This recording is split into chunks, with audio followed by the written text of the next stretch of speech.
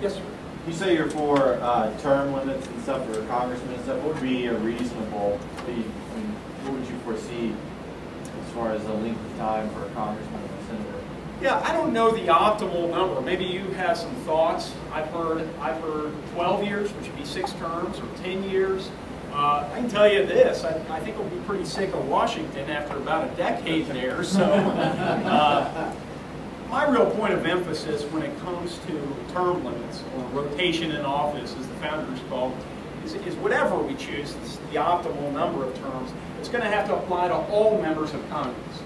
Because if we have public-spirited people taking, I'll only serve 2 terms, sort of unilateral pledges, let's take this to its logical conclusion. All the good people are going to come home, and then the agenda, those who become committee chairmen and control the Speaker of the House and the leadership positions, the agenda will be controlled by professional politicians who regard expanding government, the size and scope of government, as the solution to most of our problems. So I support an amendment. It's going to have to be an amendment to really do it right. Thank you for the question. Yes, sir. I don't know that I've heard. You go a little deeper on this Second Amendment thing. You said you're for the Second Amendment or whatever, but there's a lot of backdoor ways that they can get, or not necessarily take our guns, but there's been talk of putting, big taxes on ammunition. Canada's experimenting with putting stuff in a powder where it's got a shelf life of 6 months and it's worthless. There's even talk of a UN treaty that could get us disarmed without ever making a law in the United States. Would you fight anything that hinders our right, not necessarily to own guns, but to keep them usable? Yes, I don't think the purpose of the Second Amendment was for us to have antique muskets. So yes, I mean, practical, where our bill is practical limitations on a right to keep and bear arms are oftentimes really big infringements. If you require that certain guards be put under firearm, and that's a firearm that is next to your bed, live in a dangerous crime-ridden area. It may be that regulation that causes you or your family member to lose their life. So yes, I will time and again fight against these things. I guess the most preposterous thing I could conceive of would be the United Nations somehow coming up with some of these detailed regulations. I have heard some things about that out on the campaign trail. If you have more information on it, we'll give you our contact info, and I promise we'll make sure the email address is working too. So, yeah. Yes. Not a question, just a comment. You kind of skimmed over the fact that Barron videotapes most of your appearances. I don't know, that really strikes me as funny, since he has traditionally been very, very camera shy about the whole thing. I've seen on that YouTube video, and I had personal experience with that. He was over here at Cedar Creek, and I showed up with a video camera, and he would cancel the meeting if I had one. My feelings were hurt. Well, look, it seems funny to me. I can't guarantee that in 2 years of campaigning you don't say something that might later become taken out of context and subject of a television commercial. But and maybe I'm naive, but I think it feels like the right thing to do. I need to open up the doors. There's an important period of time people want to. They don't want to feel like you're stage managing everything, like everything's scripted. I just show up, share some of my heart, share some of my ideas, learn a thing or two, and so we'll keep allowing this. I don't anticipate any problems with that, but we'll keep seeing cameras at my. If you're politically correct, you're not doing your job.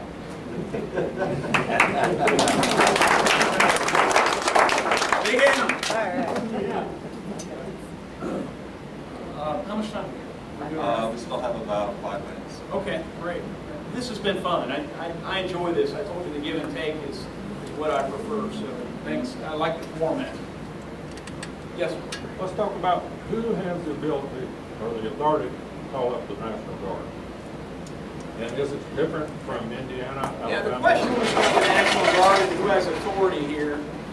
Typically, somebody hires me as an attorney, and you're paying my bill, you expect me to go research it, right, and make sure I'm right. So I'll do my best there. But it's my understanding that in times of non-wartime, and I served in the regular military, not the National Guard, so we may have some Guard folks here, but when it's peacetime, it's the governor who controls the National Guard. It's kind of a dual-track system. And then in wartime, the president is authorized to mobilize members of the National Guard for national emergencies and war and whatnot. So it's an interesting hybrid system that we have.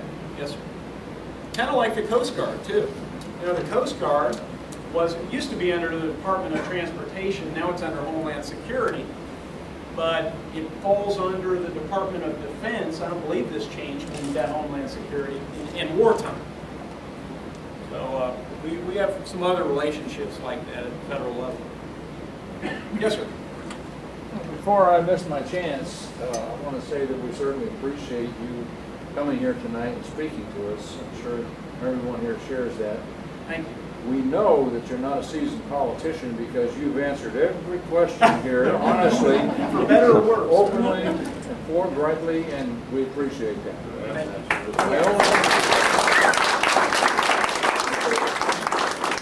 Will you share your website with us? Yes. Yeah. www.toddyoungforcongress.com.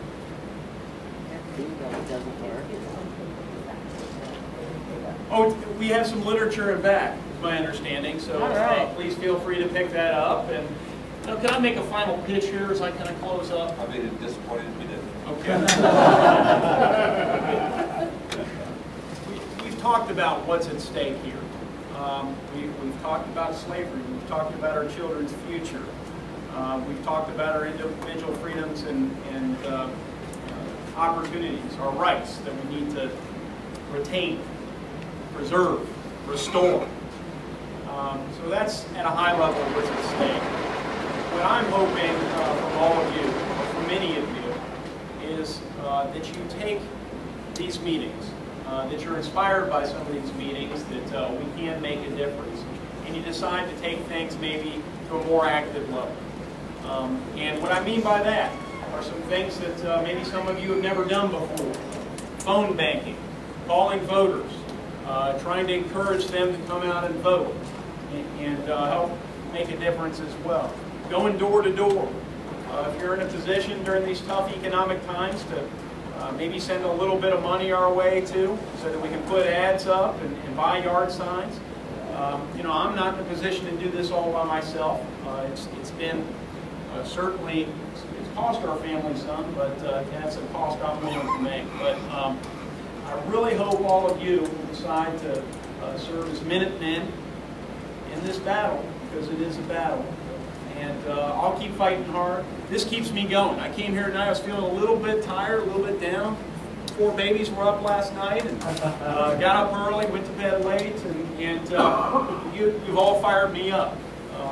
Good people, and I thank you for your attention and respect. And you know, down the road, we win this seat.